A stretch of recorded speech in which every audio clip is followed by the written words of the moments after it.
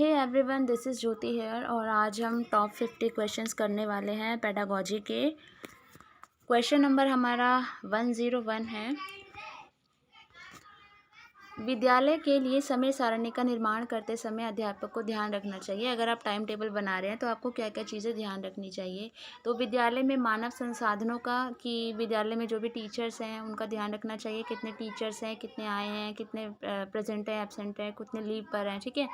दूसरा है विद्यालय के भौतिक संसाधन, कितने क्लासरूम्स हैं, कैसे कहाँ कितना मैनेज करना है।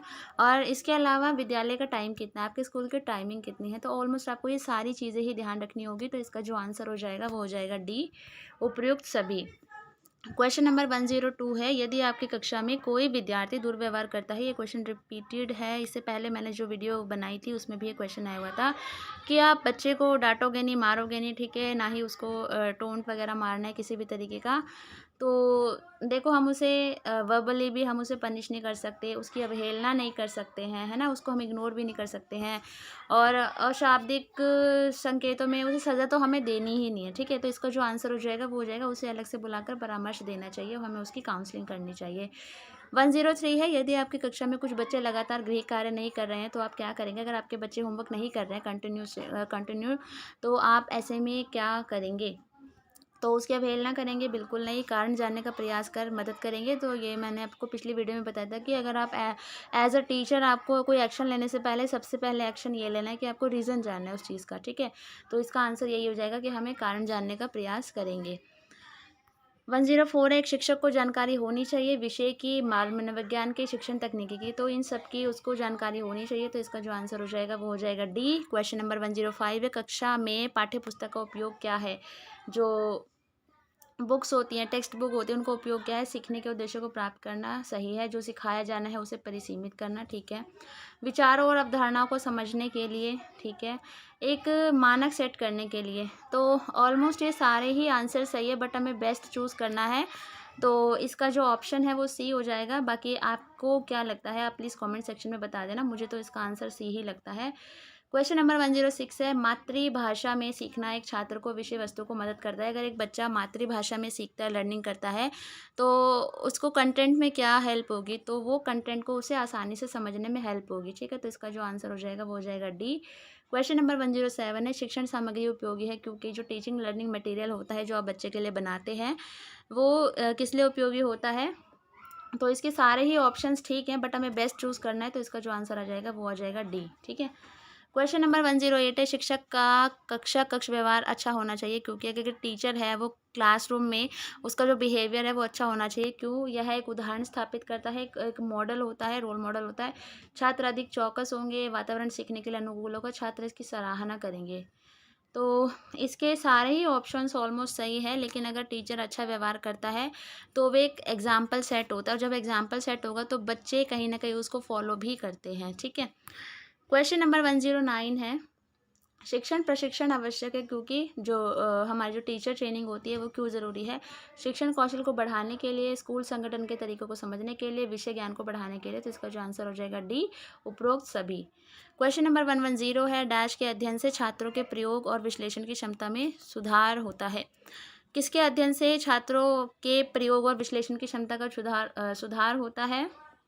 विश्लेषण करता है बच्चा, एनालाइज करता है। तो हिस्ट्री, भाषा, गणित, विज्ञान। बताइए इसका आंसर क्या हो सकता है। एनालाइज करता है, एक्सपेरिमेंट करता है बच्चा। तो इसका जो आंसर हो जाएगा वो डी हो जाएगा, ठीक है। अगर आप इसके अलावा आपको कोई और सब्जेक्ट लगता है तो आप मुझे बता सकते हैं कमेंट सेक्शन में। एक तो आप लोग कमेंट नहीं करते हैं, वीडियो देख लेते हैं बस, और बिल्कुल भी लगता ही नहीं है कि आप कोई इंटरेस्ट ले रहे हैं। प्लीज़ यार, कोई क्वेश्चन पूछते हो तो कमेंट करके उसका आंसर भी बता दिया करो। ओके, 111 पे हम आप पहुंच चुके हैं कि शिक्षण का मुख्य उद्देश्य होना चाहिए केवल सोच विकसित करना, केवल तर्क का विकास करना। तो हमें सोच भी विकसित करनी है और रीजनिंग थिंकिंग भी बच्चे के अंदर डेवलप करनी है। तो इसका जो आंसर हो जाएगा वो हो जाएगा सी, दोनों, ठीक है। क्वेश्चन नंबर 112 है। एक प्रभावी शिक्षक वह है जो कर सकता है। एक इफेक्टिव टीचर वो होता है कक्षा को नियंत्रित, छात्रों को सीखने के लिए प्रेरित, दत्त कार्य को ध्यान से सही करना, कम समय में अधिक जानकारी देना। सारे ही ऑप्शन सही है, लेकिन जो इसका मेन जो इसमें जो जाएगा, जो वोट जाती है सबसे ज़्यादा जो जिस ऑप्शन को, वो है सेकंड बी, छात्रों को सीखने के लिए प्रेरित करना। जो छात्रों को पढ़ने के लिए मोटिवेट कर सके वो सबसे अच्छा इफेक्टिव टीचर होता है। 113 है हमारा, उच्च शिक्षा स्तर पर शिक्षण का मुख्य उद्देश्य होना चाहिए। जो हमारी हायर एजुकेशन होती है उसमें जो टीचिंग का मेन ऑब्जेक्टिव क्या होना चाहिए, नई जानकारी देने के लिए, छात्रों को परीक्षा पास करने के लिए तैयार करना, तो ये तो बिल्कुल भी नहीं होगा। ठीक है। निर्णय लेने की क्षमता का विकास करना, ये हो सकता है। छात्रों को व्याख्यान के दौरान प्रश्न पूछने के लिए प्रेरित करना, तो ये तो अलग ही हो गया, इसको भी नहीं हो सकता। तो इसका आंसर हो जाएगा हमारा सी, कि निर्णय लेने की क्षमता विकसित करना। ठीक है। इसमें फिर भी मुझे ए और सी में कन्फ्यूजन है, प्लीज़ यार कमेंट करके बताना आपके हिसाब से क्या होना चाहिए। 114 पे हम लोग पहुंच चुके हैं। एक शिक्षक अपने छात्रों के साथ तालमेल स्थापित कर सकता है, एक गाइड की भूमिका निभा कर सकता की मूर्ति बनकर, तो ये तो होगा नहीं। छात्रों के लिए एक मित्र के रूप में ये हो सकता है, ज्ञान और कौशल के साथ छात्रों को प्रभावित करके, कि भाई मेरे पास तो बहुत ज्ञान है, मेरे को ये भी आता है, मेरे को वो भी आता है, तो क्या आप ऐसे बच्चों के साथ कोऑर्डिनेशन बैठा पाओगे? बिल्कुल नहीं, है ना। एक गाइड करके तो ये नहीं होगा। एक मित्र के रूप में, ठीक है, एक फ्रेंड के रूप में आप बच्चों के साथ तालमेल स्थापित कर सकते हैं। ठीक है। शिक्षा एक शक्तिशाली साधन है सामाजिक परिवर्तन का, सांस्कृतिक परिवर्तन का, तो इसका जो आंसर हो जाएगा वो उपयुक्त सभी। ठीक है। इन सभी क्षेत्रों में परिवर्तन आता है एजुकेशन से। मूल्य शिक्षा महत्वपूर्ण है, क्यों महत्वपूर्ण है? वैल्यू एजुकेशन वांछनीय गुणों के समावेशन के लिए, एक छात्र को स्वस्थ बनाने में, एक छात्र को नौकरी दिलाने में, व्यक्ति का सर्वांगीण विकास करने में, तो इसका आंसर हो जाएगा वांछनीय गुणों, इनकलकेशन ऑफ वर्च्यूज, तो इसका आंसर ए हो जाएगा। ठीक है। आगे है, निम्न में से कौन सीखने को अंतःक्रिया करने की अधिक स्वतंत्रता देता है? कि बच्चे स्वतंत्र हैं सीखने के लिए, है ना। तो इसमें टीवी पर देशव्यापी कक्षा कार्यक्रम देखना, तो ये तो सिर्फ बच्चा देख रहा है, इसमें क्या अंतःक्रिया कर रहा है वो? फिल्म का उपयोग नहीं, विशेषज्ञों द्वारा लेक्चर तो बिल्कुल नहीं होगा। छोटे समूह में चर्चा, ठीक है, अगर हम छोटे बच्चों की ग्रुपिंग कर देते हैं तो अंतःक्रिया करता है, इंटरैक्ट करता है, तो वो इंटरैक्ट कर रहा है आपस में, खुद भी बोल रहा है, सुन रहा है ना। लेकिन अगर वो टीवी देख रहा है तो वो कहाँ से वो इंटरैक्ट कर रहा है? ठीक है। तो ये इसका आंसर नहीं होगा, इसका आंसर हो जाएगा सी। आगे है, एक प्रभावशाली कक्षा वातावरण का मूल तत्व है, कठोर अनुशासन, पूर्णतः शांति, विभिन्न प्रकार के शिक्षण सहायक उपकरण, जीवन, छात्र शिक्षक, अंतःक्रिया। ठीक है। तो दोनों अगर टीचर जो स्टूडेंट बोलते हैं तो वही कक्षा एक अच्छी कक्षा होती है। डी इसका आंसर हो जाएगा। कक्षा में संप्रेक्षण होना चाहिए, छात्र केंद्रित, शिक्षक केंद्रित, सामान्य केंद्रित, इसका जो आंसर हो जाएगा वो हो जाएगा ए। ठीक है। सामान्य केंद्रित तो नहीं हो सकता, जनरल सेंट्रिक नहीं, स्टूडेंट केंद्रित ही होगा। ठीक है। हमें स्टूडेंट को ही सेंटर में रखना है, बिल्कुल। कक्षा के अंदर अंतःक्रिया उत्पन्न होनी चाहिए, विचारों से, तर्क से, सूचना से, विवाद से, तो इसका आंसर हो जाएगा कक्षा के अंदर अंतःक्रिया उत्पन्न होनी चाहिए। अगर इंटरेक्शन हो रहा है तो वो तर्क से होना चाहिए। ठीक है। मतलब तर्क होना चाहिए ना, अगर क्लास में आप इंटरेक्शन करा रहे हो आपस में एक दूसरे का, तो होने को तो ये सभी से ही हो सकता है। वो विवाद मतलब एक पॉजिटिव उससे, बट इसका जो मेन वो जाता है वो बी को जाता है, बट मुझे ए भी लग रहा है। आपके हिसाब से क्या हो सकता है, प्लीज़ बताना। एक शिक्षक सफल माना जाता है यदि अपने छात्रों को ज्ञान देने में, छात्रों को अधिक अच्छा नागरिक बनाने में, छात्रों को परीक्षा के लिए तैयार, ये तो हो ही नहीं सकता, विषय को संगठित रूप से प्रस्तुत करने के लिए, तो सफल माना जाता है अपने छात्रों को ज्ञान देने में, ये भी नहीं होगा, छात्रों को अच्छा नागरिक बनाने में, सहायता देने में, तो इसका जो आंसर हो जाएगा वो हो जाएगा बी। यदि आपकी कक्षा का कोई छात्र कक्षा में कोई दुर्व्यवहार कर रहा है और आपकी पूरी कक्षा को परेशान कर रहा है, तो आप उसे सुधार का अवसर देंगे, आप छात्र को कक्षा से बाहर निकाल देंगे। मैंने बोला था ना, बच्चों को हमें कुछ नहीं कहना है, आपको छात्र को अलग कर देना चाहिए, नहीं, आप उसके व्यवहार की उपेक्षा नहीं, तो इसका जो आंसर हो जाएगा, हम उसे सुधार का अवसर देंगे, समझाएंगे उसको। ठीक है। 123 है, एक शिक्षक को कक्षा में प्रश्न पूछते समय किस विधि का पालन करना चाहिए? शिक्षक को अधिक से अधिक प्रश्न पूछने चाहिए, निश्चित समय अवधि में अधिक प्रश्न पूछने चाहिए, एक निश्चित समय अवधि में अनेक सार्थक प्रश्न, जितने अधिक संभव हो सके उतने प्रश्न। बहुत ही कंफ्यूजिंग क्वेश्चन है कि कक्षा में प्रश्न पूछते समय किस विधि का पालन करना चाहिए? अधिक से अधिक प्रश्न पूछने चाहिए, तो ये तो कुछ भी पूछ लेगा क्या? मतलब निश्चित समय में अधिकतम प्रश्न, तो बच्चे को जवाब भी देना है, तो एक निश्चित समय अवधि में अनेक सार्थक प्रश्न, ठीक है, सार्थक होने चाहिए, तो इसका आंसर हो जाएगा हमारा सी। 124 है, एक अच्छे शिक्षक के लिए निम्न में से कौन सा गुण सर्वाधिक महत्वपूर्ण है? उसे अपने विषय में निपुण होना चाहिए, यस। उसे हमेशा अच्छे कपड़े पहनने चाहिए, यस। उसे स्वभाव में धैर्य होना चाहिए, यस। वह एक विद्वान व्यक्ति होना चाहिए, हो सकता है, होना भी चाहिए, बट इसका जो मेन वो जाता है वो है सी ऑप्शन, ठीक है। अगर टीचर का गुण पूछा जाता है, सर्वाधिक महत्वपूर्ण गुण, और ये हमें डाइट में बिल्कुल रटवा दिया गया था कि क्या होना चाहिए, तो धैर्य, ठीक है, पेशेंस होना बहुत ज़रूरी है। देखो क्लास में एक बच्चा आपसे एक चीज़ है ना, उसको समझ में नहीं आएगी ना, वो 10 बार आके पूछेगा, और आपके अंदर इतने पेशेंस होने चाहिए कि आप उस बच्चे को ना वो चीज़ ना, अगर वो 10 बार पूछने आ रहा है ना, तो वो 10 बार आप उसे वो अलग अलग तरीके से बताओ ताकि उसको समझ में आ जाए। तो एक टीचर को के अंदर पेशेंस होना बहुत ज़रूरी है, ये उसका सबसे सर्वाधिक महत्वपूर्ण गुण माना जाता है, ठीक है। तो इसका ऑप्शन हो जाएगा हमारा सी। होने तो बाकी भी चाहिए, जो 3 दिए हैं, बट हमें सबसे सर्वाधिक वाला पूछा है, तो इसका जो ऑप्शन है वो सी होगा। निम्नलिखित में से कौन सी स्थिति कक्षा के वातावरण की सबसे जीवंत स्थिति है? तो अगर टीचर स्टूडेंट आपस में बातचीत कर रहे हैं, चर्चा कर रहे हैं, तो इससे लगता है कि हाँ, क्लास जीवंत है, ठीक है। 126 पे हम लोग पहुंच चुके हैं। अपने छात्रों के साथ तालमेल स्थापित करने का शिक्षक के पास सबसे अच्छा तरीका कौन सा है? छात्रों के मित्र बनकर, छात्रों का मार्गदर्शक बनकर, मार्गदर्शक होगा, ठीक है। बी इसका ऑप्शन हो जाएगा, ठीक है। अभी हमने पीछे एक क्वेश्चन किया था, हाँ, उसमें भी आप गाइड ही कर लेना, ठीक है। मित्र बोल दिया मैंने गलती से, हो सकता है मित्र भी, लेकिन एक क्वेश्चन बीच में आया था, कहाँ चला गया? उसमें भी ये पूछा हुआ था कि क्या बन के, एक मिनट में आपको यहाँ क्लियर कर देती हूँ।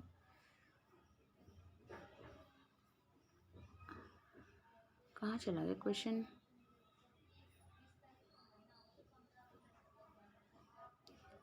चलो अभी बीच में आप दोबारा से इसको रिवाइज करोगे ना, इस वीडियो को, तो एक बार देख लेना। वो क्वेश्चन है, उसमें मित्र बनकर नहीं, आप एज अ काउंसलर आप उसको गाइडर, ठीक है, गाइड था ना उसमें एक ऑप्शन में, क्वेश्चन में, तो आप गाइड वाला ऑप्शन टिक कर देना। ओके, आगे हमारा 127, निम्न में से कौन सी स्थिति शिक्षक के लिए सबसे चुनौतीपूर्ण है? क्या सबसे उसके लिए चैलेंजिंग होता है? शिक्षण अधिगम को अधिक प्रभावशाली बनाना, छात्र के मध्य अनुशासन, बिल्कुल। सीखने के वातावरण के साथ समायोजन, बिल्कुल। शिक्षण की योजना।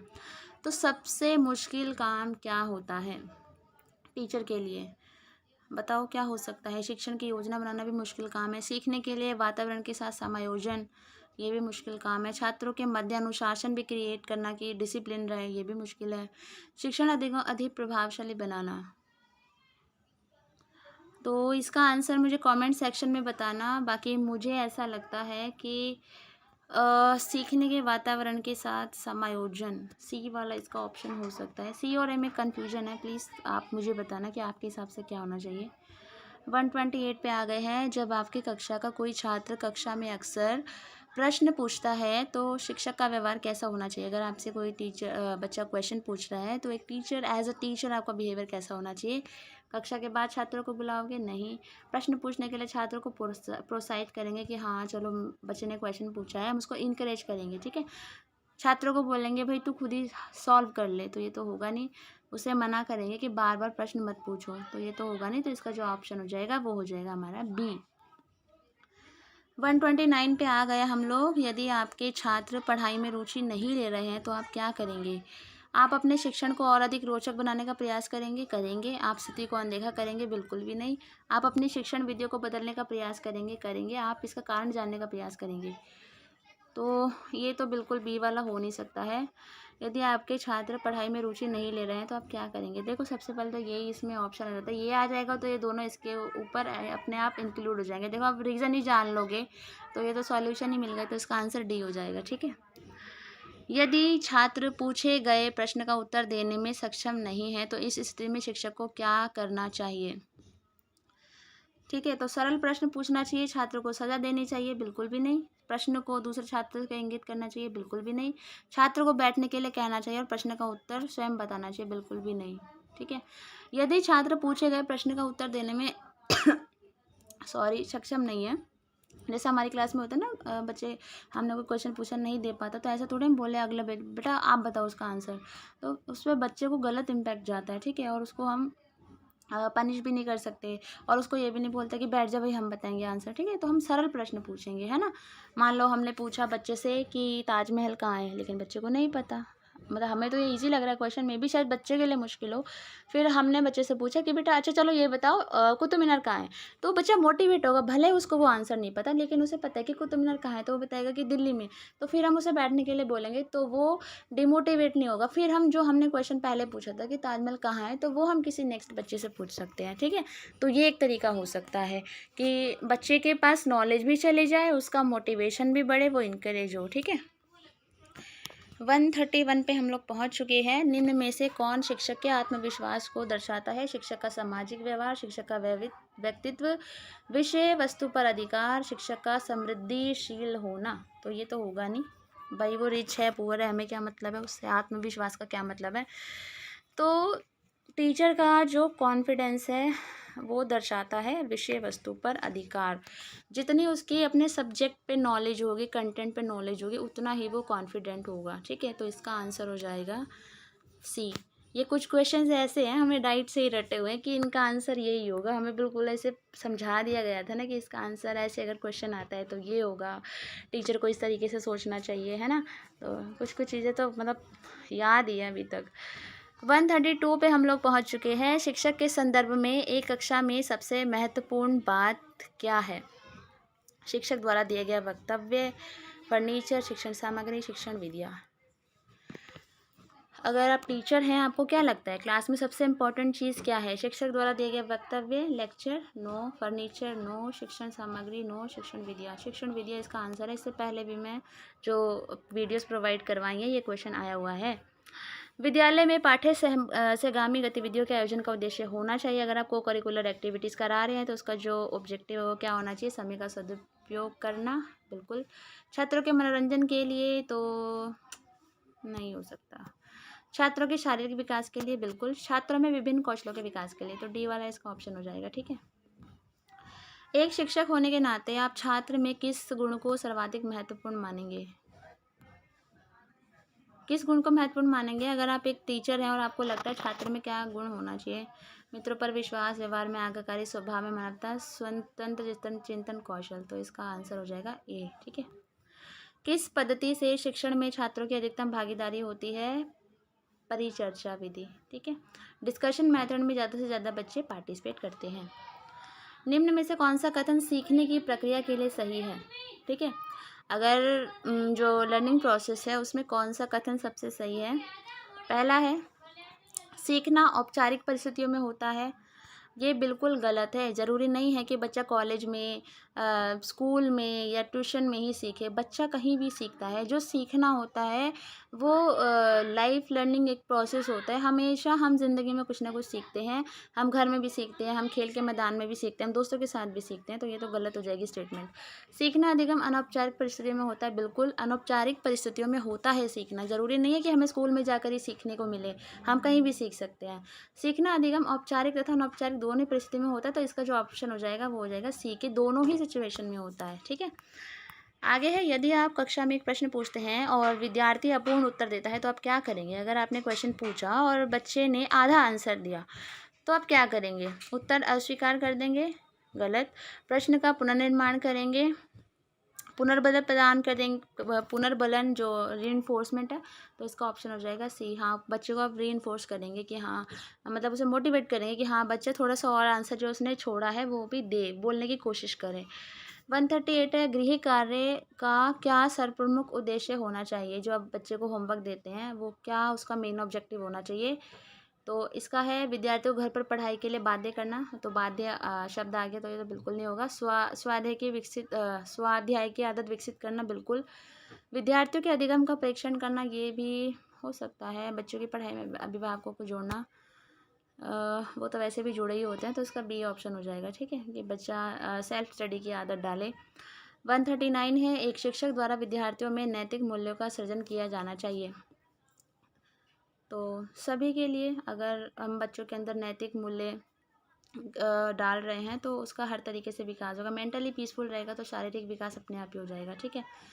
कक्षा में प्रभावशाली संप्रेषण हेतु एक शिक्षक में क्षमता होनी चाहिए। कक्षा संप्रेषण को व्यवस्थित करने की, ज्ञान को हस्तांतरित करने की, शारीरिक हाव भाव प्रदर्शन की। तो इसका जो ऑप्शन हो जाएगा डी। जब पढ़ाते समय आपको महसूस हो कि बहुत सारे विद्यार्थी ध्यान नहीं दे रहे, तो आप क्या रिएक्ट करेंगे? आप उन्हें ध्यान देने को कहेंगे, आप शिक्षण विधि में परिवर्तन करेंगे, आप कक्षा छोड़कर चले जाएँगे, आप उसी तरह पढ़ाते रहेंगे? तो इसका ऑप्शन हो जाएगा डी। ठीक है?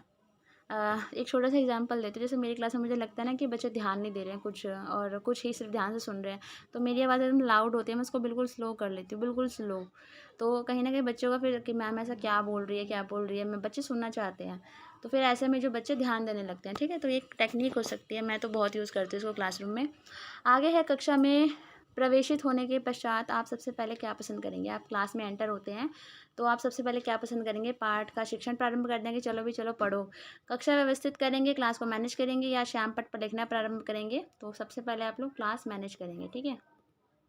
सब मैनेज होगा तभी आगे जो लर्निंग प्रोसेस है वो स्टार्ट होगा, ठीक है? शिक्षक के विद्यार्थियों से संबंध मधुर होने चाहिए क्योंकि विद्यार्थी कक्षा में सहज महसूस करते हैं, वे उनसे द्वारा पढ़ाए गए विषय को पसंद करते हैं, सीखने का वातावरण निर्मित होता है। तो इसका आंसर हो जाएगा उपयुक्त सभी, ठीक है? 144 है, एक प्रभावशाली शिक्षक बनने के लिए शिक्षक को प्रयोग करना चाहिए। अगर एक इफेक्टिव टीचर बनना है तो टीचर को क्या यूज़ करना चाहिए? पाठ्य पुस्तक विधि नो, व्याख्यान विधि तो बिल्कुल नहीं, विभिन्न नवाचारी विधियाँ, ठीक है, इनोवेटिव मेथड्स है, तो इसका जो ऑप्शन हो जाएगा वो हो जाएगा सी। यदि आप कक्षा में पढ़ा रहे हो और विद्यार्थी अचानक प्रश्न पूछने लगे तो आप क्या करोगे? अगर बीच में ही बच्चे ने क्वेश्चन पूछ लिया तो क्वेश्चन का आंसर दोगे, स्वयं उत्तर खोजने के लिए प्रोत्साहित करके बेटा खुद ढूंढ लो, बीच में बाधित करने के लिए आप नाराज़ होंगे तो सी और डी तो हमारे कट गए। आप प्रश्न का उत्तर दे दोगे कि हाँ बेटा ये होगा या स्वयं उत्तर खोजने के लिए प्रोत्साहित करोगे? तो अगर आप पढ़ा रहे हैं, बच्चे ने क्वेश्चन पूछ लिया तो मोस्टली होगा कि आप ये आंसर दोगे उसे, ठीक है? क्योंकि अगर उसने बीच में एकदम पूछा है तो आप ऐसे नहीं बोल सकते ना कि बेटा खुद उत्तर ढूँढ लो इसका, ठीक है? क्योंकि आप यहाँ पे रीइंफोर्स भी नहीं कर रहे, एक तरीके से उसको ऑर्डर दे रहे हो, तो ये तो होगा नहीं, तो इसका जो ऑप्शन हो जाएगा वो हो जाएगा ए।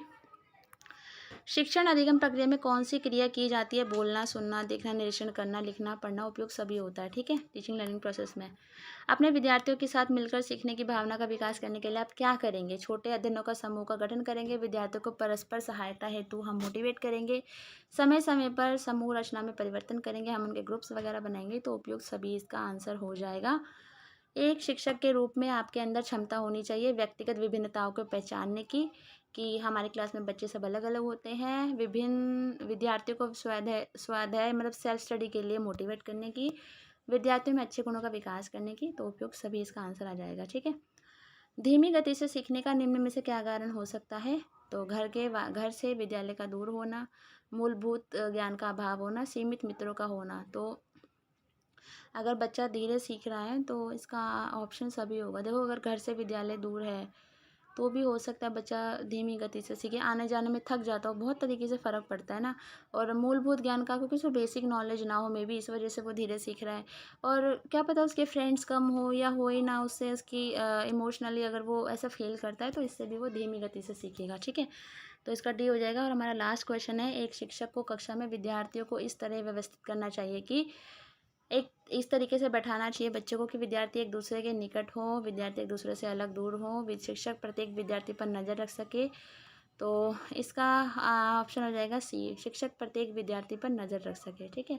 कि आई कांटेक्ट हो, नज़र मतलब ऐसे नहीं है कि बच्चे हम बिल्कुल वो जासूसी कर रहे हैं, मतलब हमारा आई कांटेक्ट हो सके, हमें इस तरीके से बच्चों को क्लास में बैठाना चाहिए, ठीक है?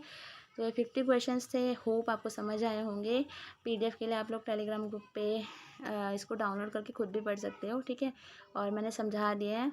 और गला पूरा ऐसे दर्द करने लगा है तो इसलिए प्लीज़ यार वीडियो को लाइक कर देना। Thank you.